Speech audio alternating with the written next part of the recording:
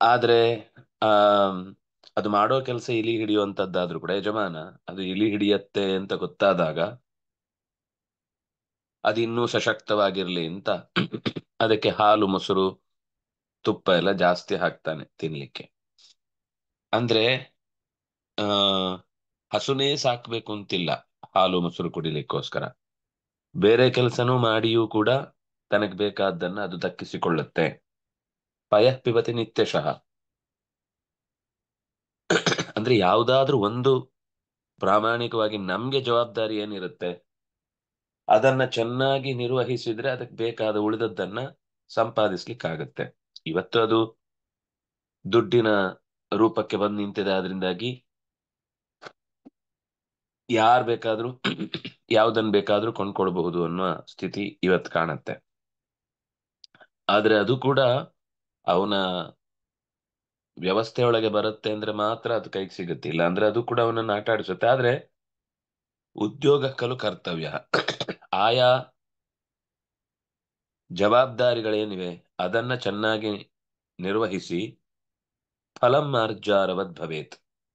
ಫಲವನ್ನ ಮಾರ್ಜಾರ ಹೇಗೆ ತಗೊಳುತ್ತೋ ಹಾಗೆ ತಗೊಳ್ಬೇಕು. ಜನ್ಮ ಪ್ರವೃತ್ತಿ ಗೌರ್ನಾಸ್ತಿ. ಯಾವತ್ತೂ ಕೂಡ ಅದು ಹಸುವನ್ನ ಸಾಕ್ಲಿಲ್ಲ, ಹಸುವನ್ನ ನೋಡ್ಕೊಳ್ಳೋ ಕೆಲಸ ಅದಕ್ಕಿಲ್ಲ. ಅದರ ನಿತ್ಯ ಹಾಲು ಕುಡಿತಾ ಇರುತ್ತೆ. ಹೇಗೋ ಹಾಗೆ ಅಂದ್ರೆ ಯಾವುದೋ ಒಂದು ವೃತ್ತಿಯನ್ನ ನಾವು ನಿರಂತರ ನಮ್ಮ ಜವಾಬ್ದಾರಿ ಅಥವಾ ನಮ್ಮ ಕರ್ತವ್ಯ ಅನ್ನುವ ಹಿನ್ನೆಲೆಯಲ್ಲಿ ಅದನ್ನು ನಡೆಸ್ತಾ ಹೋದ್ರೆ ಅದರ ಫಲವಾಗಿ ನಮ್ಗೆ ಬೇಕಾದ ಇನ್ನೊಂದು ವಸ್ತು ಇನ್ನೊಂದು ಕಡೆಯಿಂದ ಲಭ್ಯ ಆಗೇ ಆಗುತ್ತೆ. ಅದ್ಯಾವತ್ತೂ ಕೂಡ ನಮಗೆ ಸಿಗಬೇಕಾದ್ದು ಸಿಗದಂತೆ ಕೈ ತಪ್ಪಿ ಹೋಗುವುದು ಅನ್ನೋ ಪರಿಸ್ಥಿತಿ ಇಲ್ಲ ಅನ್ನೋದನ್ನ ಈ ಮಾತು ಹೇಳುತ್ತೆ. ಆಚಾರ್ಯರೇ, ಇದು ಗೌರ್ ನಾಸ್ತಿ ಹೇಗ್ ಬಿಡಿಸ್ತೀವಿ? ಗೌ ಅಂದ್ರೆ ಗೋವು. ಗೌಹು ಅನ್ನೋದು ಔಕಾರಾಂತವಾದ ಶಬ್ದ. ಹ. ಗೌಹು ಗಾವು ಗಾವಹ.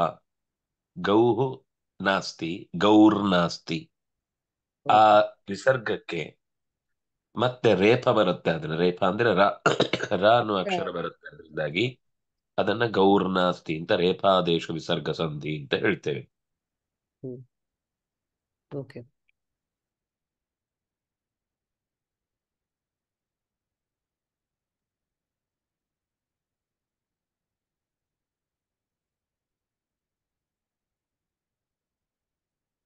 ಏಕಸ್ಯ ಕರ್ಮ ಸಂವೀಕ್ಷ್ಯ. ಈ ಶ್ಲೋಕದಾಯ್ತಲ್ಲ ಅಭಿಪ್ರಾಯ. ಹೌದು, 21ನೇದಾಗ್ಬೇಕು. ಸರಿ. ಅದಕ್ಕೊಂದು ಕಥೆನೂ ನಾವು ನೋಡಿದ್ವಿ. ಕಶ್ಚನ ತಾಮ್ರಭಾಜನೆ ಧನಂ ಸ್ವೀಕೃತ್ಯ ಯಾತ್ರಾರ್ಥಮಾಗತವಾನ್ ಕುತ್ರ ಸ್ಥಾಪನೀಯಂ ಇತಿ ಅಜ್ಞಾತ್ವ ತತ್ರೈವ ಸಿಕತೆ ಅಂಧೂಕೃತ್ಯ ನಿಕ್ಷಿಪತಿ ಸ್ನಾನಾರ್ಥಂ ಗಮನಕಾಲೇ ಕುತ್ರ ಸ್ಥಾಪಿತಂ ಇತಿ ನ ಜ್ಞಾಯತೆ ಇತಿ ಕೃತ್ವಾ ತದುಪರಿ ಏಕಂ ಲಿಂಗಂ ಕೃತ್ವಾ ಪುಷ್ಪಾದಿಕಂ ಆರೋಪ್ಯ ಸ್ನಾನಾರ್ಥಂ ಅಗಚ್ಚತ್. ಪರಂತು ಸ್ನಾನಂ ಸಮಾಪ್ಯ ಯದಾ ಆಗಚ್ಚತ್ ಪಶ್ಯತಿ ಸರ್ವತ್ರ ಲಿಂಗೌಘಃ ದೃಶ್ಯತೆ, ಲಿಂಗ ಸಮೂಹः ದೃಶ್ಯತೆ. ಮಮ ಲಿಂಗಂ ಕುತ್ರ ಅಸ್ತಿ,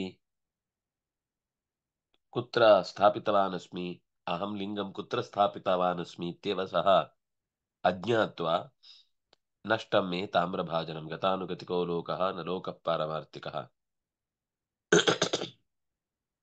ಇತಿ. ನಾಮ ಸರ್ವೇ किमपि कर्म कुर्वन्ति चेत् वयमपि कुर्मः इति.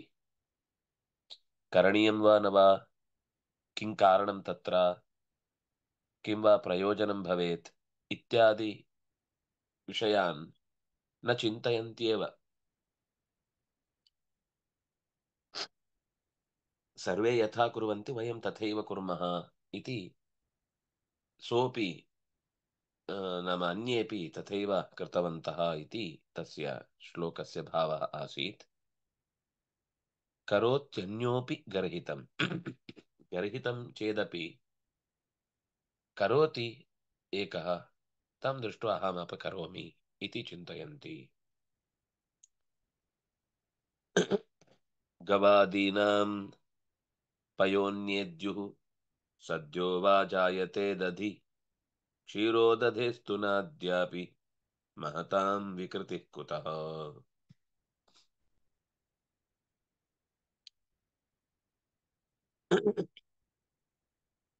ಪಯಃ ಅನ್ಯೇದ್ಯುಃ ಗವಾದೀನಾಂ ಪಯಃ ಅನ್ಯೇದ್ಯುಃ ಸದ್ಯೋ ವಾ ಜಾಯತೆ ದಧಿ.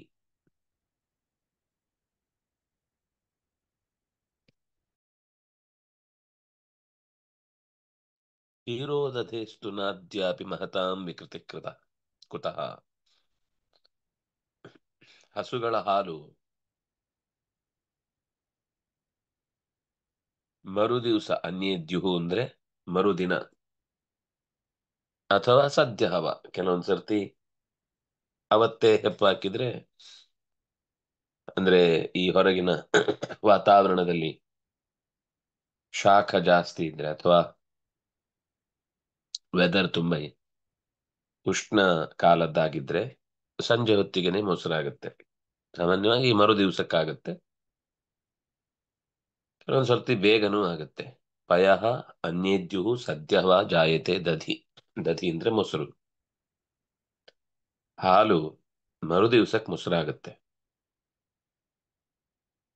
ಆದ್ರೆ ಕ್ಷೀರೋದಧೇಸ್ತು ನಾದ್ಯಾಪಿ, ಈ ಹಸುಗಳ ಪರಿಮಿತವಾದ ಹಾಲು ಅದಕ್ಕೊಂದು ಮುಕ್ತಾಯದ ಹಂತ ಇದೆ, ಅದು ಮೊಸರಾಯಿತು ಅಂತ ಹಾಲಿನ ಸ್ಥಿತಿಯನ್ನ ಕಳಚಿಕೊಳ್ಳುತ್ತೆ. ಆದ್ರೆ ಕ್ಷೀರೋದಧಿ, ಹಾಲಿನ ಸಮುದ್ರ, ಎಷ್ಟು ಜಾಗ್ರತೆ ಬೇಕು. ಬರೀ ಒಂದು ಸಣ್ಣ ತಂಬಿಗೆಯಲ್ಲಿದ್ದದ್ದಕ್ಕೇನೆ ಆ ಕಡೆಯಿಂದ ಅದು ಸಿಡಿಬಾರ್ದು ಇದು ಸಿಡಿಬಾರ್ದು ಅಂತ ನಾವೆಷ್ಟು ಜಾಗ್ರತೆ ಮಾಡಿ ಇಟ್ಟು ಉಳಿಸಿಕೊಳ್ತೇವೆ. ಅಂತದ್ರಲ್ಲಿ ಓಪನ್ ಆಗಿ ಅಷ್ಟು ದೊಡ್ಡ ಪ್ರಮಾಣದ ಹಾಲು ಕಡಲಿನಂತೆ ಕಡಲೇ ಆಗಿ ತುಂಬಿಕೊಂಡಿದೆ. ಆದ್ರೆ ನಾದ್ಯಾಪಿ ಜಾಯತೆ ದಧಿ, ಇವತ್ತಿಗೂ ಅದು ಮೊಸರಾಗ್ಲಿಲ್ಲ. ದೊಡ್ಡ ಪ್ರಮಾಣದಲ್ಲಿ ಇದ್ದು ದೊಡ್ಡ ಸ್ಥಾನದಲ್ಲಿ, ಯಾಕಂದ್ರೆ ಅಲ್ಲಿ ಭಗವಂತ ಮಲಗಿದ್ದಾನೆ ಅನ್ನೋದು ಅದಕ್ಕಿರುವ ರಕ್ಷಣೆ. ಕ್ಷೀರೋ ದಧಿಯಲ್ಲಿ ವಿಹಾರ ಮಾಡುವವನು, ಶಯನ ಮಾಡುವವನು ಅಂತ, ಕ್ಷೀರಾಬ್ಧಿ ಶಯನ ಅಂತ. ಮಹತಾಂ ವಿಕೃತಿ ಕುತಃ,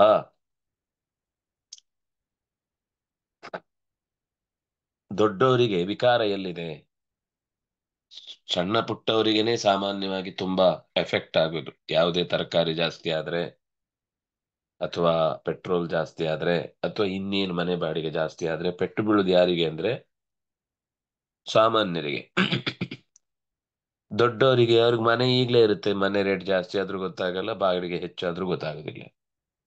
ತರಕಾರಿ ಅವರು ನೀವು ಇಷ್ಟು ತಂದು ಹಾಕಿ ಅಂತ ಹೇಳ್ಬಿಟ್ಟಿರ್ತಾರೆ, ಅದಕ್ಕೆ ಅವ್ರ ಕೈಯಲ್ಲಿ ದುಡ್ಡು ಕೊಡೋದೇ ಇಲ್ಲ.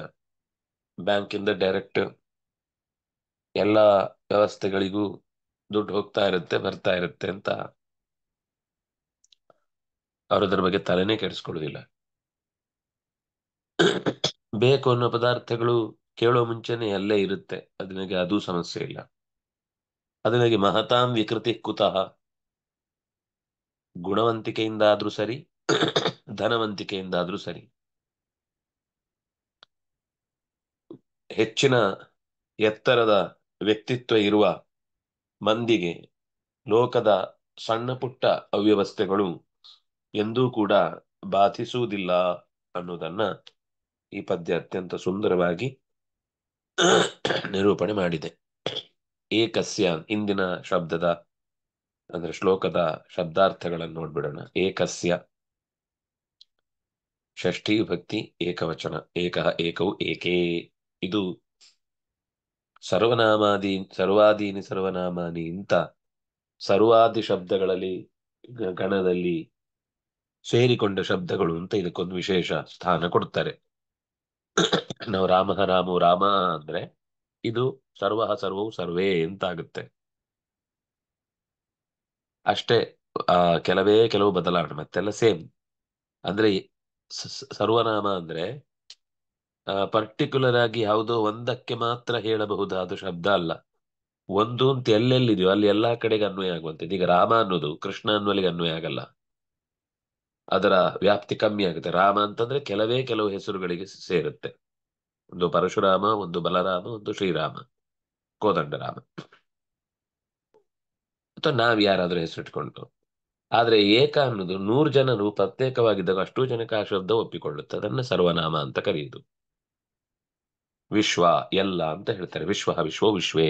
ವಿಶ್ವ ಅನ್ನೋದು ಹೆಸರಾದಾಗ ವಿಶ್ವ ವಿಶ್ವಾಹ. ವಿಶ್ವ ಅನ್ನೋದು ಎಲ್ಲರಿಗೂ ಸಂಬಂಧಪಟ್ಟಂತೆ ಅನ್ನುವ ಹೆಸರಾಗಿ ಅದನ್ನ ಬಳಸದೆ ಎಲ್ಲರಿಗೂ ಉಪಯೋಗ ಆಗುವ ಹಾಗೆ ಬಳಸಿದಾಗ ಅದು ಸರ್ವನಾಮ ಪದಗಳು ಅಂತ ಆಗುತ್ತೆ. ಹಾಗೆ ಏಕಃ ಅನ್ನೋದು, ಏಕಸ್ಯ ಅನ್ನೋದು ಷಷ್ಠಿ ವಿಭಕ್ತಿ ಏಕವಚನ. ಕರ್ಮ,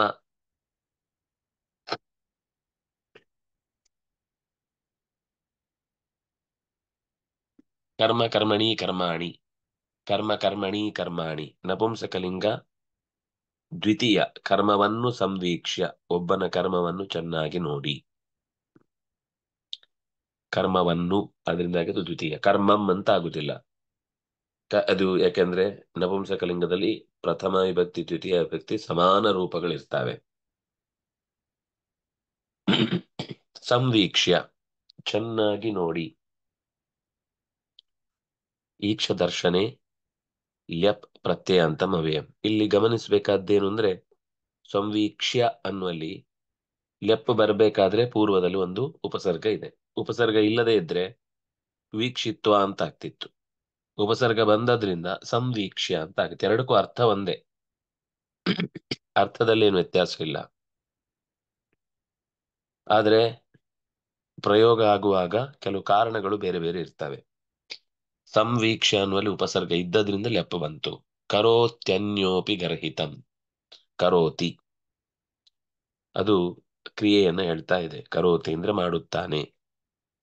ಅದು ಸಾಮಾನ್ಯ ನಮ್ಮ ದೇಶದ ಹೆಚ್ಚಿನ ಎಲ್ಲ ಭಾಷೆಗಳಿಗೂ ಕರ್ ಅನ್ನುವ ಧಾತು ಕರೋತಿ ಅನ್ನುವ ಅರ್ಥದಲ್ಲೇ ಸುಮ್ಕೊಂಡಿದ್ದಾನೆ. ಕರ್ಣ.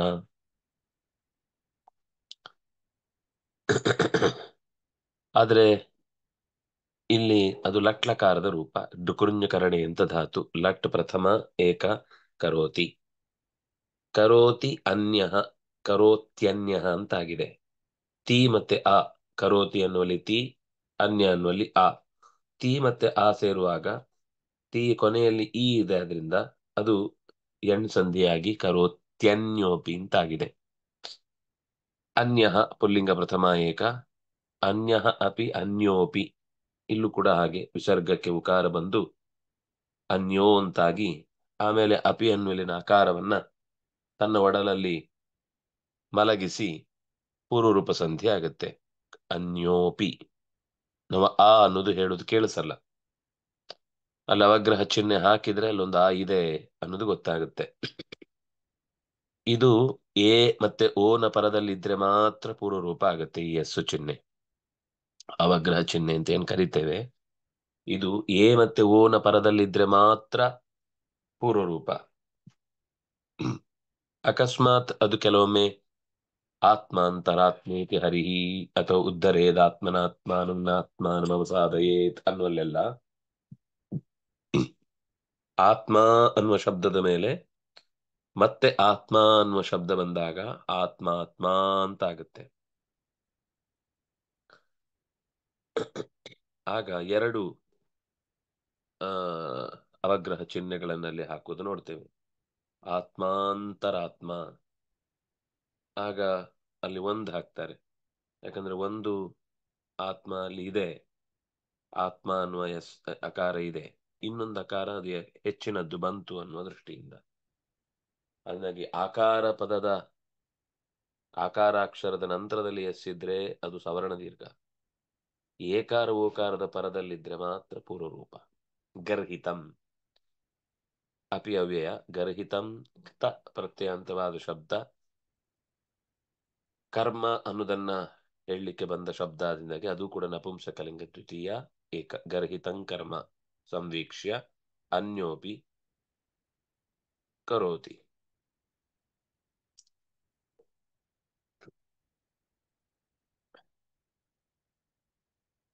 ಗತಾನುಗತಿಕೋ ಲೋಕಃ ಗತಾನಾಂ ಅನುಗತಿಕಃ ಗತಾನುಗತಿಕಃ ಪುಲ್ಲಿಂಗ ಪ್ರಥಮ ಏಕ. ಲೋಕಃ ಲೋಕದರ್ಶನೆ ಅನ್ನುವ ಧಾತುವಿನಿಂದ ಹುಟ್ಟಿದ ಪದ. ಪುಲ್ಲಿಂಗ ಪ್ರಥಮ ಏಕ ಲೋಕಃ. ಲೋಕೋ ಅಂತಿದೆಯಲ್ವಾ ಅಂದ್ರೆ ಮುಂದೆ ನ ಇರುವುದನ್ನ ಪ್ರತಿನಿಧಿಸಿ ಅದು ವಿಸರ್ಗಕ್ಕೆ ಊ ಬಂದು ಲೋಕೋ ಅಂತಾಗಿದೆ. ವಿಸರ್ಗಕ್ಕೆ ಊ ಬಂದದ್ದು ಪರದಲ್ಲಿ ನ ಅನ್ನುವ ಅಕ್ಷರ ಇದ್ದದ್ರಿಂದ ಎಲ್ಲಿ ಅಕಾರ ಇರುತ್ತೋ ಅಲ್ಲಿ ಪೂರ್ವ ರೂಪ ಆಗ್ಬಿಡುತ್ತೆ. ಕೆಲವೊಂದ್ಸರ್ತಿ ವಿಸರ್ಗಕ್ಕೆ ರೇಫ ಬರುತ್ತೆ, ಕೆಲವೊಂದ್ಸರ್ತಿ ವಿಸರ್ಗ ಲೋಪ ಆಗುತ್ತೆ, ಕೆಲವೊಂದ್ಸರ್ತಿ ವಿಸರ್ಗಕ್ಕೆ ಶ ಬರುತ್ತೆ. ಇದು ವಿಸರ್ಗದಲ್ಲೇ ಸುಮಾರು 5-6 ತರದ ಕ್ರಮಗಳಲ್ಲಿ ವಿಸರ್ಗದ ಸಂಧಿ ನಡೆಯುತ್ತೆ.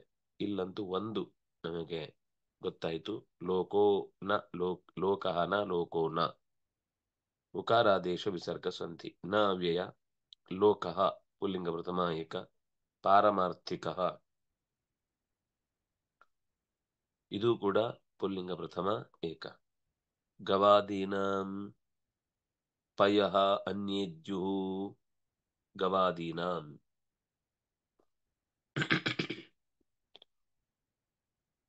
ಗಾವಃ ಆದಿಃ ಯೇಷಾಂತೆ ಗವಾದಯಃ ತೇಷಾಂ ಗವಾದೀನಾಂ. ಹಸು ಮೊದಲಾದವುಗಳ ಅಂದ್ರೆ ಯಾಕೆ ಅದನ್ನ ಆದಿ ಶಬ್ದದಿಂದ ಹೇಳಿದ್ರೆ ಮಹಿಷಕ್ಕೂ, ಯಾವುದು ಮಹಿಷ ಅಂದ್ರೆ ಮಹಿಷಿ, ಎಮ್ಮೆಯು ಕೂಡ ಹಾಲು ಕೊಡುತ್ತೆ, ಕುರಿಯು ಕೂಡ ಹಾಲು ಕೊಡುತ್ತೆ. ಆದ್ರೆ ಆದಿ ಶಬ್ದದಿಂದ ಎಲ್ಲ ಯಾವ್ದು ಜನ್ಯ ಇದೆಯೋ, ನಮ್ಮನೇಲಿ 5-6 ದಿವಸ ಆದ್ರೂ ಹಾಲು ಒಡಿಯಲ್ಲ ಅಂದ್ರೆ ನಾವು ಯೋಚನೆ ಮಾಡ್ಬೇಕು. ಕೆಲವೊಂದ್ ದಿವಸ 2 ದಿವಸ ಆದ್ರೂ ಹಾಲು ಒಡೆದಿರಲ್ಲ. ನಿಮ್ಗೆ ಬಹಳ ಒಳ್ಳೆ ಹಾಲು ಅಂತ ನಾವು ಅನ್ಕೊಳ್ತಾ ಇರ್ತೀವಿ. ಹಾಲು ಒಡಿಲಿಲ್ಲ ಅಂದ್ರೆ ನಮ್ಗೆ ಟೆನ್ಷನ್ ಆಗ್ಬೇಕು. 1 ದಿವಸ ಒಡಿಯಲ್ಲ. ಪ್ರಾಕೃತಿಕವಾಗಿ ಅದಕ್ಕೆ 1 ದಿವಸದ ಆಶ್ರಯ ಇದೆ. ನಾವು 24 ಗಂಟೆಗೆ ಏನಾಗಲ್ಲ. ಆದ್ರೆ 24 ಗಂಟೆ ಆಗಿ 28, 35, 48 ಗಂಟೆ ಆದ್ರೂ ಹಾಲು ಒಡಿಲಿಲ್ಲ ಅಂದ್ರೆ ಅದು ಹಾಲೇ ಅಲ್ಲ ಅಂತ ಅರ್ಥ. ಪರೇದ್ಯುಹು ಅದು ಮರು ದಿವಸಕ್ಕೆ ಒಡಿಲೇಬೇಕು. ಒಂದು ಹಾಳಾಗ್ಬೇಕು, ಒಂದು ಮೊಸರಾಗ್ಬೇಕು. ಎರಡೂ ಆಗದೆ ಅದು ಮತ್ತೆ ಹಾಲಿನ ಹಾಗೇ ಇದೆ ಅಂದ್ರೆ ತಲೆ ಹಾಳಾಗಿರ್ಬೇಕು ನಮಗೆ ತಗೊಂಡವರಿಗೆ. ಯಾಕೆ ನಾವ್ ಏನು ಅಂತ ನೋಡಿಯೇ ತಗೊಳ್ಳಿಲ್ಲ ಅಂತ ಗೊತ್ತಾಗತ್ತೆ. ಅದ್ರಿಂದಾಗಿ ಮೊಸರು ಅದು ಕೇವಲ ಹಸುದ್ ಮಾತ್ರ ಅಲ್ಲ, ಮಹಿಷಿ ಅಂತಂದ್ರೆ ಎಮ್ಮೆನು ಮಾಡ್ತಾರೆ. ಆಡಿನದ್ದು ಕೂಡ ಅಜಾ ಪಯಃ ಅದನ್ನು ಕೂಡ ಉಪಯೋಗಿಸ್ತಾರೆ. ಆದ್ರೆ ನ್ಯಾಚುರಲ್ ಆಗಿದ್ದದ್ದಾದ್ರೆ ಅದು ಮರು ದಿವಸ ಕೊಡಿಲೇಬೇಕು.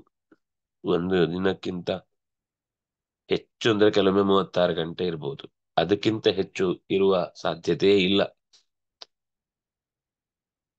ಅದರಿಂದಾಗಿ ನಾವು ಒಡೆಯಿತು ಅಂದ್ರೆ ಖುಷಿ ಪಡ್ಬೇಕಾ, ಇದು ಒಳ್ಳೆ ಹಾಲೇ ನಾನು ತಗೊಳ್ತಾ ಇದ್ದೇನೆ ಅಂತ. ಒಡಿಲಿಲ್ಲ ಅಂತ ಖುಷಿಯಿಂದ ಅದನ್ನ 2 ಟೀ ಕಾಫಿನೋ ಮಾಡಿ ಕುಡಿತೇವೆ ಅಂದ್ರೆ ನಾವು ವಿಷ ಕುಡಿತಾ ಇದ್ದೇವೆ ಅಂತ ಅರ್ಥ. ಬಿಳಿ ಹಾಲು, ಬಿಳಿ ಸಕ್ಕರೆ, ಬಿಳಿ ಅನ್ನ, ಆಮೇಲೆ ಬಿಳಿ ಉಪ್ಪು, ಬಿಳಿ ಅಕ್ಕಿ. ಹಾಲು ಬಿಳಿ ಅಂದ್ರೆ ಸಹಜವಾದ ಹಾಲಾದ್ರೆ ಅದ್ರಲ್ಲಿ ಒಂದು ಸ್ವಲ್ಪ ಎಲ್ಲೋ ಇಶ್ ಆಗಿರುತ್ತದು ಹಾಲಾಗಿದ್ರೆ. ಒಳ್ಳೆ ಸೀಮೆ ಸುಣ್ಣದ ಬಿಳಿ ಇದೆ ಅಂದ್ರೆ ಆ ಹಾಲಲ್ಲಿ ಏನೋ ಬೆರಕೆ ಇದೆ ಅಂತ ಅನ್ಸುತ್ತೆ ಸಾಮಾನ್ಯವಾಗಿ. ಎಲ್ಲೋ 1-2 ಕಡೆ ಅಪವಾದ ಇರ್ಬೋದು, ಆದ್ರೆ ಸಹಜವಾಗಿ ಅದಕ್ಕೊಂದು ಎಲ್ಲೋ ಇಶ್ ಆದ ರೂಪ ಕಾಣುತ್ತೆ, ಬಣ್ಣ ಗೊತ್ತಾಗತ್ತೆ. ಅದು ಗೊತ್ತಾದ್ರೆ ಅದು ಒಳ್ಳೆಯ ಹಾಲು ಅಂತ. ಒಡೆಯುವುದಿಲ್ಲ ಅನ್ನೋದು ನಿಧಾನಕ್ಕೆ ಮತ್ತೆ ಪರೀಕ್ಷೆಯಲ್ಲಿ ಅದರ ನೈಜತೆಯನ್ನ ತೀರ್ಮಾನ ಮಾಡ್ಲಿಕ್ಕಾಗುವ ವಿಧಾನ. ಪಯಃ ಅಂದ್ರೆ ಹಾಲು, ಪಯಃ ಪಯಸಿ ಪಯಾಂಸಿ. ಬ್ರಹ್ಮಾದೀನಾಂ ಅನ್ನುವಲ್ಲಿ ಗವಾದೀನಾಂ ಅನ್ನುವಲ್ಲಿ ಷಷ್ಠಿ ವಿಭಕ್ತಿ ಬಹುವಚನ ಇತ್ತು. ಈಗ ಪಯಃ ಪುಲ್ಲಿಂಗ ಪ್ರಥಮ ನಪುಂಸಕಲಿಂಗ ಪ್ರಥಮ ಏಕ ಪಯಃ ಹಾಲು. ಅನ್ಯೇದ್ಯುಹು ಅವ್ಯಯ ಇದು. ಅನ್ಯೇದ್ಯು ಅಂದ್ರೆ ಮರುದಿನ ಅಂತ ಅರ್ಥ. ಸದ್ಯ ಪುಲ್ಲಿಂಗ ಪ್ರಥಮ, ಸಾರಿ, ಕೂಡ್ಲೆ ಅಂತ ಅರ್ಥ. ಸದ್ಯ ಅನ್ನೋದು ಅದು ವಿಸರ್ಗಕ್ಕೆ ಉಕಾರ ಬಂದು ಉಕಾರಾದೇಶ ವಿಸರ್ಗ ಸಂಧಿ ಆಗಿದೆ. ಸದ್ಯ ಅನ್ನೋದು ಅವ್ಯಯ. ವಾ ಅನ್ನೋದು ಅವ್ಯಯ. ಜಾಯತೆ, ಜಾಯತೆ, ಜಾಯೇತೆ, ಜಾಯಂತೆ. ಜನಿ ಪ್ರಾದುರ್ಭಾವೆ ಧಾತುವಿನ ಲಟ್ ಪ್ರಥಮ ಏಕ ಜಾಯತೆ.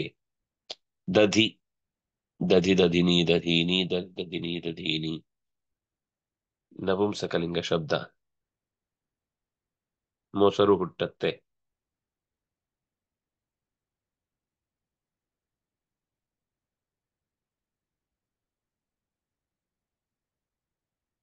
ಪ್ರಥಮ ವಿಭಕ್ತಿ ಏಕವಚನ ನಪುಂಸಕಲಿಂಗದಲ್ಲಿ. ಕ್ಷೀರೋದದೇ ತು, ಕ್ಷೀರೋದದೇ ಸ್ತು. ತಕಾರಾದೇಶ ವಿಸರ್ಗ ಸಂಧಿ. ಕ್ಷೀರೋದಧಿ ಅಂದ್ರೆ ಕ್ಷೀರದ್ದೇ ಉದಧಿ. ಉದಧಿ ಅಂದ್ರೆ ಸಮುದ್ರ ಅಂತ ಅರ್ಥ. ಹಾಲೇ ಸಮುದ್ರವಾಗಿ ತುಂಬಿರುವಂತಹದ್ದು ಕ್ಷೀರೋದಧೇ. ಷಷ್ಠಿ ವಿಭಕ್ತಿ ಏಕವಚನ ಪುಲ್ಲಿಂಗದಲ್ಲಿ. ನ ಅದ್ಯಾಪಿ, ನಾದ್ಯಾಪಿ. ನ ಅಂತ ಬಿಡಿಸಿದ್ರಿಂದ ದೀರ್ಘ ಬಂತು, ನಾ ಅಂತಾಯ್ತು, ಸವರ್ಣ ದೀರ್ಘ ಸಂಧಿ. ಮತ್ತೆ ಅದ್ಯ ಅಪಿ, ಅದ್ಯಾಪಿ ಮತ್ತು ಅ ಅ ಸೇರಿ ಆ ಬಂತು, ಇಲ್ಲೂ ಕೂಡ ಸವರ್ಣ ದೀರ್ಘ ಸಂಧಿ. ನ ಅನ್ನೋದಾಗ್ಲಿ ಅದ್ಯ ಅನ್ನೋದಾಗ್ಲಿ ಅಪಿ ಅನ್ನೋದಾಗ್ಲಿ ಎಲ್ಲವೂ ಕೂಡ ಅವ್ಯಯದ ರೂಪಗಳಾದ್ರಿಂದ ಈ ಯಾವ ವಿಭಕ್ತಿಯೂ ಇಲ್ಲ. ಮಹತಾಂ, ಮಹಾನ್, ಮಹಾಂತೌ, ಮಹಾಂತಃ, ಮಹಾಂತಂ, ಮಹಾಂತೌ, ಮಹತಃ. ಮಹತಾ ಮಹೋಭ್ಯಾಂ ಮಹೋಭಿಃ, ಮಹತೆ ಮಹೋಭ್ಯಾಂ ಮಹೋಭ್ಯಃ, ಮಹತಃ ಮಹೋಭ್ಯಾಂ ಮಹೋಭ್ಯಃ, ಮಹತಃ ಮಹತಾ ಮಹತೋಃ ಮಹತಾಂ, ಮಹತಿ ಮಹತೋಃ ಮಹತ್ಸು. ಮಹತಾಂ ಷಷ್ಠಿ ಬಹು. ವಿಕೃತಿ, ಕೃತಿ ಅನ್ನೋ ಶಬ್ದ ಯಾವುದು ಬಂದರೂ ಸಾಮಾನ್ಯ ಪತಿ ಯತಿ ಬಿಟ್ರೆ ಎಲ್ಲವೂ ಸ್ತ್ರೀಲಿಂಗದ ಪದ. ವಿಕೃತಿ ಕೆಟ್ಟ ರೀತಿಯಲ್ಲಿ ಕೆಲಸಕ್ಕಾಗಿ ನಡೆಸಿಕೊಳ್ಳುವುದು ಅಥವಾ ಕೆಟ್ಟ ರೀತಿಯಿಂದ ಅದನ್ನ ಬದಲಾಯಿಸುವುದು. ವಿಕೃತಿ ಅಂದ್ರೆ ವಿಕಾರ, ಮೊದಲಿದ್ದ ಹಾಗೆ ಇಲ್ಲದೆ ಇರುವುದು. ಆದ್ರೆ ಕ್ಷೀರೋದಧಿಗೆ ಯಾವತ್ತೂ ವಿಕೃತಿ ಇಲ್ವೇ ಇಲ್ಲ. ಮೊದಲಿನ ಸ್ಥಿತಿಯಿಂದ ಬದಲಾವಣೆಯಾಗಿ ಯಾರಿಗೂ ಗೊತ್ತಿಲ್ಲ ಅನ್ನೋ ಹಾಗೆ ಅದು ಕೊಳೆಯುವುದೂ ಅಲ್ಲ, ಅದು ನಿಶ್ಚಯ ಅದು. ಆದ್ರೆ ಕ್ಷೀರೋದಧಿಗೆ ಕ್ಷೀರ ಸಮುದ್ರ ಅನ್ನುವ ಸ್ಥಿತಿಯಲ್ಲಿರುವ ವ್ಯವಸ್ಥೆಯಿಂದ ಅದು ಯಾವತ್ತೂ ಕೂಡ ಮೊಸರಾಗಿ, ಕಡೆದು ಬೆಣ್ಣೆಯಾಗಿ, ಆಮೇಲೆ ತುಪ್ಪವಾಗಿ, ಆಮೇಲೆ ಎಲ್ಲ ಪ್ರಾಣಿಗಳಿಗೆ ಆಹಾರವಾಗಿ ಬದಲಾಗುವ ಸ್ಥಿತಿ ಇಲ್ಲ ಅನ್ನೋದನ್ನ ಹೇಳ್ತದೆ. ವಿಕೃತಿ ಸ್ತ್ರೀಲಿಂಗ ಪ್ರಥಮ ಏಕ, ಕೃತಃ ಪುಲ್ಲಿಂಗ ಪ್ರಥಮ ಏಕ.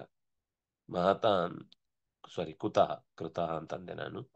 ಕುತಃ, ಕುತಃ ಅನ್ನೋದು ಅವ್ಯಯ. ಎಲ್ಲಿಂದ ವಿಕೃತಿ ಎಲ್ಲಿಂದ ಬರಬೇಕು, ಯಾಕಾಗ್ಬೇಕು ಅವರಿಗೆ ವಿಕೃತಿ? ಆಗುದಿಲ್ಲ. ಮಹತ್ ತತ್ವದ ಅಥವಾ ಮಹತ್ ಅಂಶದ ಬದುಕನ್ನು ನಡೆಸುವವರಲ್ಲಿ ಎಂಥ ದುಸ್ಥಿತಿ ಬಂದಾಗ್ಲೂ ತಮ್ಮ ಅಸ್ತಿತ್ವವನ್ನು ಬಿಟ್ಟುಕೊಟ್ಟು ಅವರು ಯಾವತ್ತು ಕೆಲಸಗಳನ್ನು ಮಾಡಲ್ಲ. ಏನಿದ್ರು ನ್ಯಾಯವಾಗಿ ಕರ್ತವ್ಯಗಳನ್ನು ನಿರ್ವಹಿಸುತ್ತಾರೆ ದೊಡ್ಡವರು ಅಂತ ಒಟ್ಟು ಅಭಿಪ್ರಾಯ. ಏನಾದ್ರೂ ಡೌಟ್ ಇದೆಯಾ ಈ ಎರಡು ಶ್ಲೋಕಗಳಲ್ಲಿ? ಗುರುಗಳೇ, ವಯಂ ಅನ್ನೋದ್ನು ನಾವು ಸರ್ವನಾಮ ಅನ್ಬೋದಾ? ವಯಂ ಅನ್ನೋದು ಅದು ಸರ್ವನಾಮ ಅಂತ ಆಗುದಿಲ್ಲ. ಯಾಕೆಂದ್ರೆ ನಾನು ನನ್ನನ್ನು ಹೊರತುಪಡಿಸಿ ಬೇರೆ ಯಾರನ್ನೂ ಅದರಿಂದ ಬಳಸ್ಲಿಕ್ಕೆ ಆಗುದಿಲ್ಲ. ಎಲ್ರನ್ನ ನನ್ನೊಟ್ಟಿಗೆ ಸೇರಿಸ್ಕೊಂಡ್ರೆ ಹೇಳ್ಬೋದು ಅಷ್ಟೇ. ಆದ್ರೆ ಎಲ್ರು ನನ್ನೊಟ್ಟಿಗೆ ಬಿಟ್ಟು ಹೇಳೋದನ್ನ ಮಾತ್ರ ಅದು ಗುಂಪಿಗೆ ಅಥವಾ ಜನರಲ್ ಆಗಿ ಹೇಳೋದು. ಹೌದು, ಅದು ತ್ರಿಲಿಂಗ ಅಂತ ಅದನ್ನ ಕರೀತಾರೆ. ಮೂರು ಲಿಂಗಗಳಲ್ಲೂ ಸಮಾನ ಅಂತ. ಓಕೆ ಓಕೆ, ಸರಿ ಗುರು. ಇನ್ನೊಂದ್ ಯಾವ್ದಾದ್ರು ಏಕಸ್ಯ ಬಿಟ್ಟದಕ್ಕೊಂದು ಎಕ್ಸಾಂಪಲ್ ಕೊಡ್ಬೋದು? ಎಕ್ಸಾಂಪಲ್ ಸರ್ವಹ ಇದೆ, ವಿಶ್ವಹ ಇದೆ. ಓಕೆ. ನಾವು ಬಳಸುವ ಸಹ, ಏಷಃ, ಆಮೇಲೆ ಅಯಂ, ಇದು ಎಲ್ಲವೂ ಕೂಡ ಒಂದು ರೀತಿಯಲ್ಲಿ ಸರ್ವನಾಮಗಳೇ. ಅಯಂ ಆಗತ್ತಾ? ಅಯಂ ಆಗುತ್ತೆ. ಅಯಂ, ಇಮೌ, ಇಮೇ, ಇದಂ, ಇಮಂ, ಇಮೌ, ಇಮಾನ್. ಇದಂ, ಇದಮಲ್ಲೂ ಇದಂ ಅನ್ನೋ ಶಬ್ದವೇ ಅಯಂ ಅಲ್ವಾ? ಅಲ್ಲಿ ಹಾ, ನಪುಂಸಕಲಿಂಗ ಆದ್ರಿಂದಾಗಿ ಇದಂ, ನಪುಂಸಕಲಿಂಗ. ಇದಂ, ಇಮೆ, ಇಮಾನಿ ಅಂತ ಅಲ್ಲಿ ರೂಪ ಕಾಣಿಸ್ತಿದೆ, ಅದು ಕೂಡ ಸರ್ವನಾಮನೇ. ಓ, ಸರಿ ಸರಿ ಇದು ಗುರುಗಳೇ. ಅಂತ ನಾವು ಯಾವ್ದನ್ ಬೇಕಾದ್ರೂ ಬಳಸ್ಬೋದಲ್ವಾ. ಹ್ಮ್. ಹಾಗಾಗಿ ನಮ್ಗದು ಸರ್ವ ವಸ್ತುಗಳಿಗೂ ನಾಮವಾಗುತ್ತೆ. ಓಕೆ, ಒಂದೋ ಸರಿ. ಸರ್ವ ವಸ್ತುಗಳಿಗಾಗುವಂತದ್ದಾಗ್ಬೇಕು ಅಥವಾ ಸರ್ವ ವ್ಯಕ್ತಿಗಳಿಗಾಗುವಂತ ಆಗ್ಬೇಕು. ಅದ್ರಲ್ಲಿ ನಾವಿರ್ಬಾರ್ದು ಅನ್ನೋದಷ್ಟೇ ನಾವು. ನಾವಿರ್ಬಾರ್ದು ಅಂತ ಏನಿಲ್ಲ, ಹಾ ಯಾರು ಇರ್ಬೋದು. ಜನರಲ್ ಆಗಿ ಎಲ್ಲರ ಬಗ್ಗೆನೂ ಹೇಳ್ಬೋದು. ಸರ್ವ ಅನ್ನೋ ಶಬ್ದ ಹಾ ಇಡೀ ಜಗತ್ತನ್ನೇ ಹೇಳುತ್ತೆ. ಸರ್ವೇ ಗುಣಾಃ ಕಾಂಚನಮಾಶ್ರಯಂತಿ.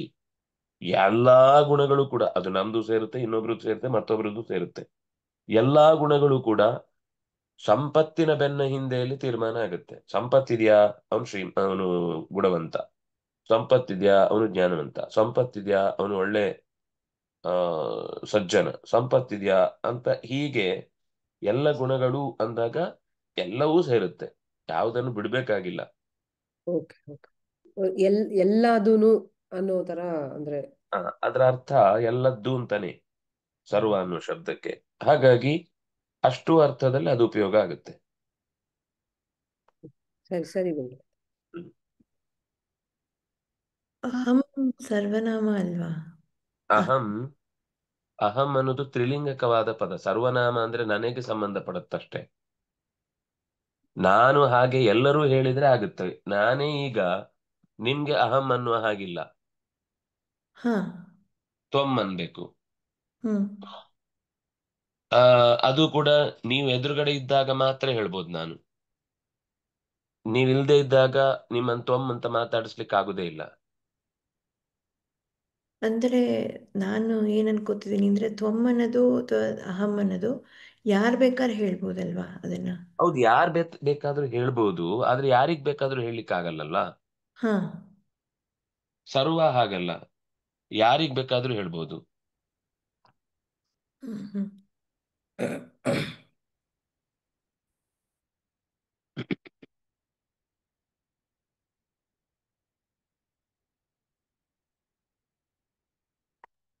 ಹ, ಗುರುಗಳೇ ಇದು ಆ, ಆದೇಶ ಸಂಧಿ ಹೇಳ್ತಾ ಇದ್ರಲ್ಲ, ಇಲ್ಲಿ ಕ್ಷೀರೋದ ದಧೇಸ್ತು ಆ, ದಧೇಹೆ ತೂ ಬರುತ್ತೆ ಅಲ್ಲಿ. ಆ, ಹೌದು, ಯಾವ್ಯಾವ ತರ ಆದೇಶಗಳು ಬರುತ್ತೆ, ಅದು ಹೇಗ್ ಗೊತ್ತಾಗತ್ತೆ ಅಂದ್ರೆ? ಅದೇ ರೂಪ ನೋಡಿದ್ರೆ ನಿಮ್ಗೆ ಅರ್ಥ ಆಗುತ್ತೆ. ಈಗ ಇಲ್ಲಿ ಸ ಬಂದಿದೆ ಅಂದ್ರೆ ಇದು ಸಕಾರ ಆದೇಶ ಸಂಧಿ. ಹ, ಹಿಂದೆ ಗೌರ್ ನಾಸ್ತಿ ಅಂತ ಬಂದಾಗ ಗೌಹು ನಾಸ್ತಿ ಗೌರ್ ನಾಸ್ತಿ ಅಂತ ರೇಪ ಬಂತು. ಈಗ ಇಲ್ಲೇ ಪಯಃ ಅನ್ಯೇದ್ಯುಹು ಅನ್ನುವಲ್ಲಿ ಪಯಃ ಅನ್ನೋದು ವಿಸರ್ಗ ಇತ್ತು, ಅದಕ್ಕೆ ವಿಸರ್ಗಕ್ಕೆ ಊ ಬಂತು. ಊ ಒಂದು ಪಯೋ ಆಯ್ತು, ಆಮೇಲೆ ಪೂರ್ವ ರೂಪ ಬಂತು. ಅಲ್ಲೂ ಒಂದು ಉಕಾರಾದೇಶ ವಿಸರ್ಗ ಸಂಧಿ ಇದೆ. ಕೆಲವು ಕಡೆ ಸಕಾರಾದೇಶ, ಕೆಲವು ಕಡೆ ಉಕಾರಾದೇಶ, ಕೆಲವು ಕಡೆ ರೇಫಾದೇಶ, ಕೆಲವು ಕಡೆ ವಿಸರ್ಗ ಲೋಪ ಆಗ್ಬಿಡುತ್ತೆ, ಅಲ್ಲಿ ವಿಸರ್ಗ ಉಳಿಯುವುದೇ ಇಲ್ಲ. ಈಗ ಸಹ ಏವ ಸ ಏವ ಅಂತ ಆಗುತ್ತೆ. ಹ್ಮ್. ಸಹ ಏವ ಸ ಏವ ಅಂದ್ರೆ ವಿಸರ್ಗ ಲೋಪ ಆಯ್ತಲ್ಲಿ. ಇದು ಬಿಟ್ರೆ ಇನ್ನು ಒಂದೆರಡು ಮೂರು ಇರುವಂತದ್ದು ಸುಲಭನೇ ಅದು. ಅಥವಾ ಇಲ್ಲಿ ಸಕಾರ ಬಂತಲ್ಲ, ಹಾಗೆ ಇನ್ನು ಕೆಲವು ಕಡೆ ಶಕಾರ ಬರುತ್ತೆ. ಆ ಏನಂತಾರೆ ಈಗ, ಕಸ್ ಸಮರ್ಥ, ಕಹ ಸಮರ್ಥ ಅಂತಿರುತ್ತೆ. ಆ ಕಹ ಸಮರ್ಥ ಅನ್ನೋಲಿ ಕಹ ಸಮರ್ಥ ಅಂತ ಕೇಳುದಿಲ್ಲ, ಕಸ್ ಸಮರ್ಥ ಅಂತ ಕೇಳ್ತಾರೆ. ಅಕಸ್ ಅನ್ನುವಲ್ಲಿ ಕಕಾರಕ್ಕೆ, ಕಕಾರೋತ್ತರ ವಿಸರ್ಗಕ್ಕೆ ಸ ಬಂತು, ಕಸ್ ಸಮರ್ಥ ಆಯ್ತು. ಆ ಅದೇ ತರ ಸರ್ವ ಶರ್ವ ಶಿವಸ್ಥಾಣುರ್, ಸರ್ವ ಆದ್ಮೇಲೆ ಶರ್ವ ಬಂತು. ಆ ಶರ್ವ ಬಂದಾಗ ಸರ್ವ ವಿಸರ್ಗಕ್ಕೆ ಶ ಬಂತು, ಸರ್ವ ಶರ್ವ ಆಯ್ತು. ಅದು ಶಾಖೆ ಶಾವತ್ ಬರುವ. ವಿಸರ್ಗಕ್ಕೆ ಶ ಬಂತು, ಅಂದ್ರೆ ಶಾಗೆ ಶಾ ಒತ್ತು ಕೊಟ್ಟು ಹೇಳ್ತೀವಿ. ಓಕೆ. ಇನ್ನು ಕೆಲವು ಕಡೆ ಆ, ಮೂರ್ಧನ್ಯ ಶಕಾರ ಇದ್ರೆ ಮೂರ್ಧನ್ಯ ಶಕಾರ ಬರುತ್ತೆ. ಆ ತಾಲವ್ಯ ಮೂರ್ಧನ್ಯ ಅಂದ್ರೆ ಷಣ್ಮುಖ ಶಕಾರಕ್ಕೆ ಮೂರ್ಧನ್ಯ ಅಂತಾರೆ. ಹ್ಮ್. ಶಂಕರ ಶಕಾರಕ್ಕೆ ತಾಲವ್ಯ ಶಕಾರ ಅಂತಾರೆ. ಅಂದ್ರೆ ಅಲ್ಲಿ ಶಕಾರಕ್ಕೆ ಶಕಾರ, ಇಲ್ಲಿ ಶಕಾರಕ್ಕೆ ಶಕಾರ, ಇಲ್ಲಿ ಸಕಾರಕ್ಕೆ ಸಕಾರ. ಇನ್ನು ಕೆಲವು ಸಂದರ್ಭಗಳಲ್ಲಿ ವಿಸರ್ಗಕ್ಕೆ ಆ ಯಾವ್ದಾಯ್ತು, ಈಗ ರೇಪ ಆಯ್ತು, ಸಕಾರ ಆಯ್ತು, ಶಕಾರ ಆಯ್ತು, ಶಕಾರ ಆಯ್ತು, ವಿಸರ್ಗ ಲೋಪ ಆಯ್ತು, ಊ ಬಂತು. ಕೆಲವು ಕಡೆ ರೇಪ ಲೋಪ ಆಗುದು ಅಂದ್ರೆ ವಿಸರ್ಗವೇ ಇಲ್ಲ ಆಗುತ್ತೆ, ಅದು ಹಾಗೆ ಉಳಿದು ಬಿಡುತ್ತೆ, ಮುಂದೆ ಮತ್ತೆ ಒಟ್ಟಾಗುದಿಲ್ಲ. ಈಗ ಸಹ ಏವ ಸ ಏವ ಆದ್ಮೇಲೆ ಸೈವ ಆಗುದಿಲ್ಲ, ವೃದ್ಧಿ ಸಂಧಿಗೆ ಅವಕಾಶ ಇದೆ ಅಂತ, ಹಾಗೆ ಉಳಿದು ಬಿಡುತ್ತೆ ವಿಸರ್ಗ ಲೋಪ ಆದ್ರೂ ಕೂಡ. ಇಷ್ಟು ವಿಸರ್ಗಕ್ಕೆ ಸಂಬಂಧಪಟ್ಟ. ಇನ್ನೂ ಒಂದಿರುದು, ಈಗ ವಿಕೃತಿ ಕುತಃ ಅನ್ನುವಲ್ಲಿ ನೋಡಿ, ವಿಕೃತಿ ಕುತಃ ಅಂತಿದೆ. ನಾವಲ್ಲಿ ವಿಸರ್ಗ ಹಾಕಿದ್ದೇವೆ, ಆದ್ರೆ ಅದು ವಿಸರ್ಗದ ಬದಲು ನಾವಲ್ಲಿ ವಿಕೃತಿ ಕುಪ್ಪೋ ಕಪ್ಪೋಚ ಅಂತ ಉಪುಪದ್ಮಾನೀಯ ಅಂದ್ರೆ ವಿಸರ್ಗದ ಅರ್ಧ ಅಂಶವನ್ನ ಕಕಾರದ ಜೊತೆಗೆ ಸೇರಿ ಹೇಳ್ತೇವೆ. ವಿಕೃತಿ ಕುತಃ, ವಿಕೃತಿ ಅಂತ ಕ ಕೇಳಿಸುತ್ತೆ. ಮುಂದೆ ಪ ಇದ್ರೆ ವಿಕೃತಿ ಪುನಃ, ವಿಕೃತಿ ಪುನಃ, ಕ ಪುನಃ, ಪುನಃ ಪುನಃ ಅನ್ನುವಲ್ಲಿ ಪುನಃ ಪುನಃ, ಅಲ್ಲಿ ಮತ್ತೆ ಅದು ವಿಸರ್ಗದ ಜೊತೆಗೆ ಪ ಕೇಳಿಸುತ್ತೆ. ಹಾಗೆ ಹೇಳುವ ಉಚ್ಚಾರಣೆಯ ಕ್ರಮದ ದೃಷ್ಟಿಯಿಂದ ಅದು ಒಂದು ವಿಸರ್ಗದ ನಿಯೋಜನೆ. ಧನ್ಯವಾದ.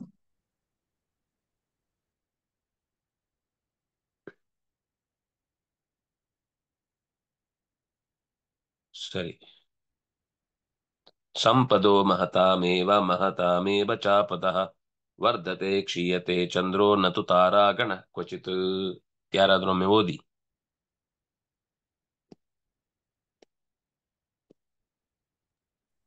ಸಂಪದೋ ಬಹತಾಮೇವ ಮಹತಾಮೇವ ಚಾಪದಃ ವರ್ಧತೆ ಕ್ರಿಯತೆ ಚಂದ್ರೋ ನತು ತಾರಾಗಣಃ ಕಚಿತ್. ಕ್ವಚಿತ್. ಕ್ವಚಿತ್ ಇದೆಯಾ? ಓಕೆ. ಕ್ವ ಕ್ವ.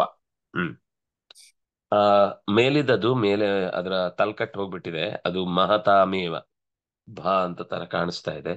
ಅದು ಸಂಪದೋ ಮಹತಾಮೇವ ಮಹತಾಮೇವ ಚಾಪದಃ ಅಂತ ಶ್ಲೋಕ ಇರುದು. ಒಟ್ಟು ತಾತ್ಪರ್ಯ ಏನು ಸುಲಭ ಇದೆ. ಜಾಸ್ತಿ ದುಡ್ಡು ಬರುವುದು ಅವರಿಗೆ, ಸಂಪತ್ತಿನ ಅಧಿಕಾರದ ವೈಭವ ಅವರಿಗೆ, ಮಹತಾಮೇವ ಚಾಪದಃ ಅದೇ ವೈಭವ ಇದ್ದವರಿಗೇನೆ, ಆ ಮಹತ್ವದ ಡಿಸಿಷನ್ ತಗೊಳ್ಳೋರಿಗೇನೆ ಮಹತ್ವದ ಅಪಾಯವು ಕೂಡ ಒದಗುತ್ತೆ. ಮಹತಾಮೇವ ಚಾಪದಃ, ಅವರಿಗೇ ಸಂತೋಷ ಜಾಸ್ತಿ, ಅವರಿಗೇ ದುಃಖ ಜಾಸ್ತಿ. ಉದಾಹರಣೆಗೆ ಗಮನಿಸಿ, ಚಂದ್ರ ಬೆಳಕು ಕೊಡುವ ದೊಡ್ಡ ಆಕಾಶದ ಮೊತ್ತ, ಆಕಾಶದ ತುದಿಯಲ್ಲಿದ್ದಾನೆ, ಅಷ್ಟು ಎತ್ತರದಲ್ಲಿದ್ದಾನೆ, ಒಂದು ಮಹತ್ತು, ಒಂದು ಸಾಮಾನ್ಯ ಅಂತೂ ಅಲ್ಲ. ನಮ್ಮ ಹಾಗೆ ಎಲ್ಲೋ ಮಧ್ಯದಲ್ಲಿ, ನಾವು ಎಷ್ಟು ದೂರಕ್ಕೆ ಹೋದ್ರು, ಎಷ್ಟು ಬೇರೆ ದೇಶಕ್ಕೆ ಹೋದ್ರು, ಚಂದ್ರ ನಮ್ಮವನೇ ಅನ್ನುವ ರೀತಿಯ ಒಂದು ನೈರಂತರ್ಯವಾದ ಸಂಪರ್ಕ, ನಿರಂತರವಾದ ಸಂಪರ್ಕ ನಮಗಿರುತ್ತೆ. ಸಸ್ಯಗಳಿಗೆ, ಪ್ರಾಣಿಗಳಿಗೆ ಎಲ್ಲ ಔಷಧೀಯ ರಸವಾಗಿ ತುಂಬುವವನು ಸೋಮು ಭೂತ್ವ ರಸಾತ್ಮಕ, ಇದೇ ಚಂದ್ರ. ಆದ್ರೆ ಈ ಚಂದ್ರನಿಗೆನೆ ವರ್ಧತೆ ಕ್ಷೀಯತೆ ಚಂದ್ರ. ತಾರಾಗಣಗಳು ಎಂದೂ ಕೂಡ ಬೆಳೆಯುವುದಿಲ್ಲ, ಕಡಿಮೆ ಆಗುದಿಲ್ಲ, ಎಲ್ಲ ಒಂದೇ ತರ ಇನ್ಸ್ಟಂಟ್ ಆಗಿ ಒಂದೇ ಭಾವನೆಯಲ್ಲಿ ಇರ್ತವೆ. ಒಂದೇ ತರದ ಪ್ಲೇಸ್ ಚೇಂಜ್ ಆಗುದು ನಾವು ಪ್ಲೇಸ್ ಚೇಂಜ್ ಆದಾಗ ಅಷ್ಟೇ, ಅದು ಕೂಡ ಪ್ಲೇಸ್ ಏನ್ ಚೇಂಜ್ ಆಗಲ್ಲ. ಆದ್ರೆ ಚಂದ್ರ ತಾನು ಓಡ್ತಾ ಓಡ್ತಾ ಓಡ್ತಾ ಒಂದಿಷ್ಟು ಕಳ್ಕೊಂಡು ಒಂದಿಷ್ಟು ಕೊಟ್ಕೊಂಡು ಕಷ್ಟಪಡ್ತಿರ್ತಾನೆ. ಅವನು ಓಡ್ತಾ ಇದ್ದಾನೆ ಅನ್ನೋ ಕಾರಣಕ್ಕೆ ಎಲ್ರು ಕಾಲಿಡ್ತಾರೆ. ಆದ್ರಿಂದ ಚಂದ್ರ ತುಂಬಾ ಚಟುವಟಿಕೆಯಿಂದ ಕೂಡಿದವನಾದ್ರಿಂದ ವರ್ಧತೆ ಕ್ಷೀಯತೆ, ಬೆಳಿತಾನೆ ಕಳಚಿಕೊಳ್ತಾನೆ. ಈ ಬೆಳೆಯುವುದು ಮತ್ತೆ ಕಳಚಿಕೊಳ್ಳುವುದು ಅನ್ನುವುದು ದೊಡ್ಡವರಿಗೇನೆ ಹೆಚ್ಚು ದೊಡ್ಡ ಪ್ರಮಾಣದ ದುಃಖಾನಂದಗಳನ್ನ ಒಟ್ಟೊಟ್ಟಿಗೆ ಕೊಡ್ತಾ ಇರುತ್ತೆ ಅನ್ನೋದನ್ನ ಹೇಳುವ ರೀತಿಯಲ್ಲಿ ನತು ತಾರಾಗಣ ಕ್ವಚಿತ್. ಮೋಡ ಬಂದಾಗ ಮರೆಯಾಗತ್ತೆ ಅನ್ನೋದು ಚಂದ್ರನಿಗೂ ಸಮಾನ. ಆದ್ರೂ ಮೋಡಗಳಿಲ್ಲದೆಯೇ ಚಂದ್ರ ಮರೆಯಾಗ್ತಾನೆ ಅನ್ನೋದು ಅವನ ದೊಡ್ಡತನ. ಅಂದ್ರೆ ದೊಡ್ಡವರಿಗೇನೆ ಯಾವತ್ತು ಕಷ್ಟ ಸುಖ ಜಾಸ್ತಿ ಇರುವುದು. ನಾವ್ ಅನ್ಕೋತೀವಿ ನಮ್ಗಿರುವಷ್ಟು ಕಷ್ಟ ಜಗತ್ತಲ್ಲಿ ಯಾರಿಗೂ ಇಲ್ಲ ಅಂತ. ಇದು ಪ್ರತಿಯೊಬ್ರು ಹಾಗೆ ಅನ್ಕೋತಿರ್ತೀವಿ ನಾವು. ನನ್ ಕಷ್ಟ ಅವನಿಗೆ ಬಂದಿದ್ರೆ ಅವ್ನು ಬದುಕ್ತಾನೆ ಇರ್ಲಿಲ್ಲ ಅಂತ. ಅವನ್ ಕಷ್ಟ ನಮ್ಗ್ ಬಂದಿದ್ರು ನಾವು ಬದುಕ್ತಿರ್ಲಿಲ್ಲ, ಅದು ಬೇರೆ ಪ್ರಶ್ನೆ. ಈ ವಿಷಯವನ್ನು ನಾವು ಯಾವಾಗ್ಲೂ ನಮ್ಮ ಕಡೆಗೆ ತುಂಬಾ ನಾವೇ ಕಷ್ಟಪಡುದು, ನಾವೇ ನಿಜವಾದ ಪೇಟ್ರಿಯಾಟಿಕ್ ಅನ್ನೋ ರೀತಿಯಲ್ಲಿ ನಮ್ಮ ಕ್ರಿಯೆಗಳಿಗೆ ನಾವು ಜಸ್ಟಿಫಿಕೇಶನ್ ಕೊಡ್ತಾ ಇರ್ತೇವೆ. ಆದ್ರೆ ಎಷ್ಟೋ ಸರ್ತಿ ನಮಗೆ ಇನ್ನೊಬ್ಬರ ದುಃಖ ಯಾವತ್ತೂ ಗೊತ್ತಾಗುದಿಲ್ಲ. ಅವ್ರು ನಮ್ ಕಣ್ಣಿಗೆ ಕಾಣಿಸ್ಲಿಲ್ಲ ಅಂದ್ರೆ ಸುಮ್ನೆ ಕೂತಿದ್ದಾನೆ ಅಂತ ಅನ್ಕೋತೇವೆ ನಾವು. ಏನ್ ಇಡೀ ದಿವಸ ಮನೇಲಿ ಇರ್ತೀರಿ, ಏನ್ ಮಾಡ್ತೀರಿ? ಏನ್ ಇಡೀ ದಿವಸ ಆಫೀಸಲ್ಲಿ ಸುಮ್ನೆ ಕೂತಿರ್ತೀರಿ, ಏನ್ ಮಾಡ್ತೀರಿ? ಅಲ್ಲ, ಕೆಲವರು ಹಾಗಿರ್ಬೋದು, ಏನು ಮಾಡದೆ ಕೂಡುವ ಆ ಕಾರ್ಯ ವಂಚಕರಿರ್ಬೋದು, ನಾನು ಇಲ್ಲ ಅಂತ ಹೇಳ್ತಿಲ್ಲ. ಆದ್ರೆ ಸಾಮಾನ್ಯವಾಗಿ ಎಲ್ಲರನ್ನೂ ಗಮನಿಸುವಾಗ ಅವರವರ ಕಷ್ಟ ಅವ್ರಿಗೆ ದೊಡ್ಡದೆ. ಆಫೀಸಿಗೆ ಬರುದು ಕಷ್ಟ ದೊಡ್ಡದು, ಆಫೀಸಿಂದ ವಾಪಸ್ ಹೋಗುದು ಕಷ್ಟ ದೊಡ್ಡದು.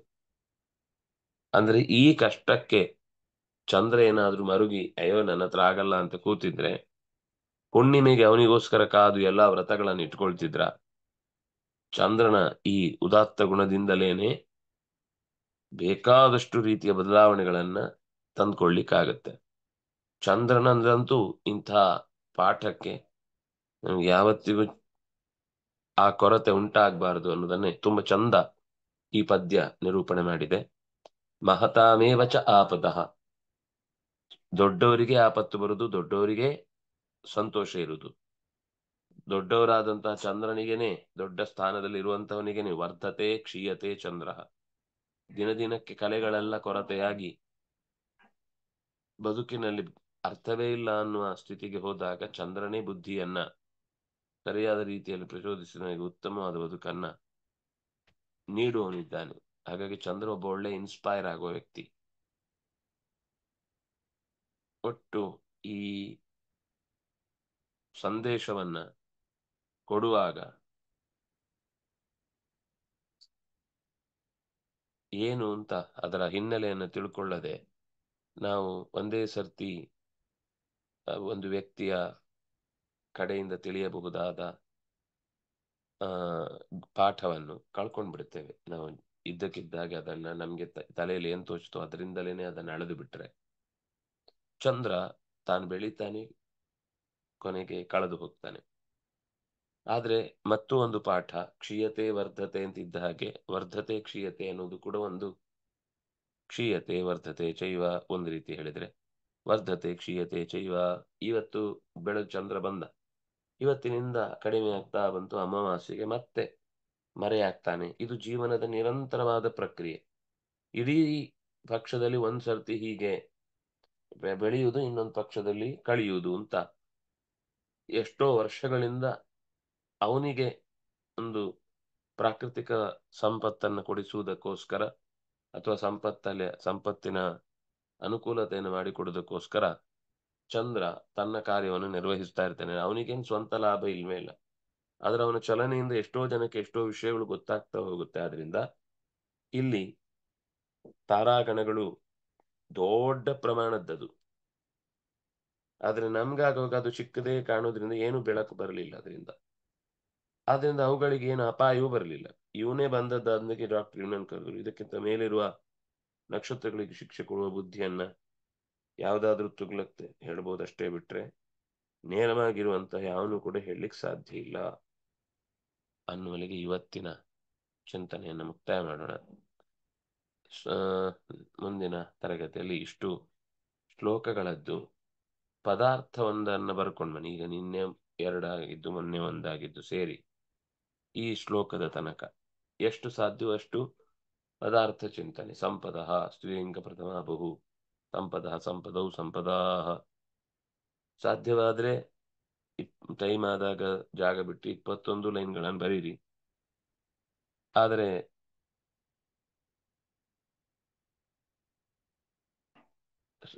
ಸಾಧ್ಯವಾದಷ್ಟು ಗೊತ್ತಾಗ್ಲಿಲ್ಲ ಅಂದ್ರೆ ಅದನ್ನ ಹಾಗೆ ಬಿಟ್ಟಿರಿ, ಮತ್ತೆ ಅದನ್ನ ಫಿಲ್ ಮಾಡೋಣ. ಆದ್ರೆ ಏನಾದ್ರೂ ಒಂದು ಸಂಪರ್ಕದಲ್ಲಿ ಇರಬೇಕು ಅನ್ನೋದಷ್ಟೇ ನನ್ನ ಕಾಳಜಿ. ಇಲ್ಲಾಂದ್ರೆ ಅದು ಪಾಠ ಹಾರೋಗ್ತಾ ಇರುತ್ತೆ, ಎಲ್ಲೋಯ್ತು, ಯಾಕೆ ಬಂತು, ಹಿಂದೆ ಬಂದ ಚಿಂತನೆಗಳೇ ಮತ್ತೆ ಮರುಕಳಿಸುವುದಾಗುತ್ತೆ. ಇದರಿಂದ ನಮಗೆ ತುಂಬಾ ಲಾಭ ಇದೆ ಅನ್ನೋದನ್ನ ಹೇಳಿಕ್ ಬಯಸ್ತೇನೆ. ಶ್ರೀ ಹರಿಪ್ರಿಯತಾ. ಗುರುಗಳೇ, ಒಂದು ಕ್ವಚಿತ್ ಅಂದ್ರೆ ಅದು ಹೇಗೆ, ಏನ್ ಅರ್ಥ ಅಂದ್ರೆ? ಕ್ವಚಿತ್ ಅನ್ನೋದು ಅವ್ಯಯ ಶಬ್ದ. ಅದು ಕ್ವಚಿತ್ ಅಂದ್ರೆ ಎಲ್ಲಿಯೂ ಕೂಡ, ಓಕೆ. ನಕ್ವಚಿತ್ ಅಂದ್ರೆ ಎಲ್ಲಿಯೂ ಇಲ್ಲ. ತಾರಾಗಣವು ಎಂದೂ ಕೂಡ ಚಂದ್ರನಂತೆ ಕ್ಷಯಿಸುವುದಿಲ್ಲ, ವರ್ಧಿಸುವುದಿಲ್ಲ. ಅದರಿಂದಾಗಿ ಕ್ವಚಿತ್ ಎಲ್ಲೂ ಕೂಡ ಚಂದ್ರನ ಹಾಗೆ ಗುಣ ಇಲ್ಲ. ತಾರಾಗಣಗಳಲ್ಲಿ ವಸ್ತುತಃ ನಮ್ಮ ಸೂರ್ಯನಿಗಿಂತ ಕೋಟಿ ಪಟ್ಟು ಬೆಳಕಿನ ದೊಡ್ಡ ಪಟ್ಟಿದೆ. ಆದ್ರೆ ಅದ್ಯಾವುದೂ ಕೂಡ ಇಲ್ಲಿ ಚಂದ್ರನ ಬೆಳವಣಿಗೆಯ ಮುಂದೆ ಕಾಣುವುದೇ ಇಲ್ಲ, ನ ಕ್ವಚಿತ್, ಎಲ್ಲಿಯೂ ಕೂಡ. ಸರಿ. ಸರಿ.